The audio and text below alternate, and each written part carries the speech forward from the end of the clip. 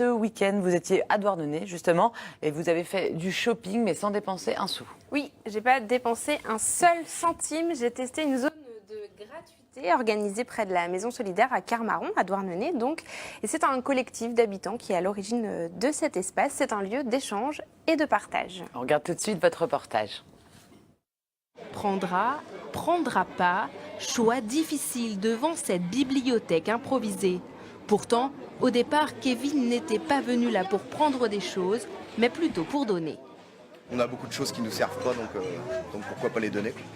Du coup, j'ai envoyé des légumes, parce que j'en ai beaucoup. Dans cette zone de gratuité, les objets se posent sur les étals et attendent ensuite un nouveau propriétaire. Paola essaie justement sa nouvelle veste. Cette veste m'a coûté un sourire. Ici, pas besoin de donner pour prendre et inversement, on vient pour faire des économies et donner une seconde vie aux objets pour éviter d'acheter à nouveau. Si je touche, ça doit coûter une centaine d'euros. Une paire de tennis facile, 60-70 euros. Donc des petits chaussons, on en a facile pour 150 euros, quoi. Voilà. Et très économique, quoi. Et en même temps, recyclage, ça évite que les objets, qu'on rachète à nouveau des objets qui sont déjà fabriqués, qui ne servent plus. C'est un collectif d'habitants de la ville qui est à l'origine de cette initiative.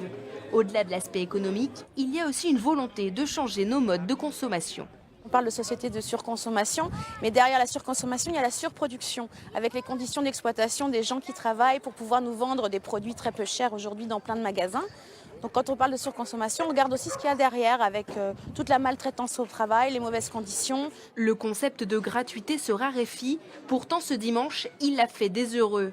Sur ce mur des paroles, les participants ont tous trouvé quelque chose sans sortir leur porte-monnaie.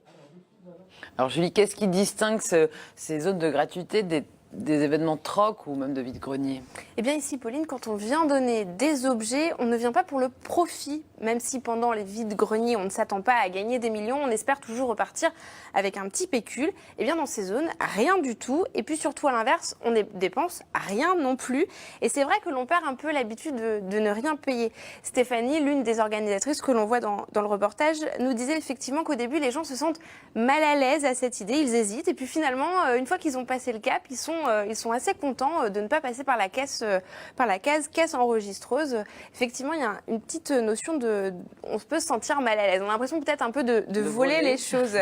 Et puis, dans ces zones aussi, la valeur sociale n'est pas non plus une obligation. Ici, les personnes qui prennent ne sont pas nécessairement dans le besoin. Ce n'est pas des zones que l'on va mettre près des quartiers dits défavorisés. Les Restos du Cœur. Voilà, exactement. Toutes les classes sociales sont représentées et viennent dans ces zones. C'est vraiment, ça correspond plus à une philosophie de vie.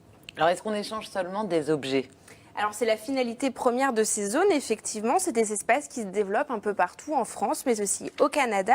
Bien souvent, dans ces lieux, on cherche avant tout à aller plus loin, on veut aussi créer de l'échange. Par exemple, ce dimanche, à Douarnenez, la Grainothèque était présente. Alors c'est une association qui permet d'échanger des graines, des semences pour les jardiniers.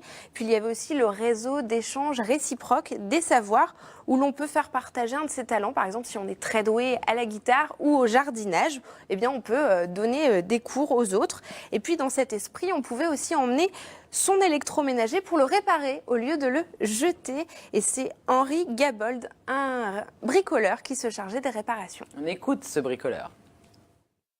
L'objectif, c'est d'apprendre aux gens qu'on n'est pas obligé de jeter, que les choses qui ne marchent plus peuvent avoir une autre vie et continuer à marcher. Il y a beaucoup d'objets qui sont pas réparables parce que le constructeur, au lieu de mettre des vis normales, il met des vis spéciales pour lesquelles il faut des tournevis un peu compliqués en triangle ou à 3 pointes pour dévisser, et il aurait très bien pu mettre une vis normale, c'est juste pour empêcher la réparation, quoi.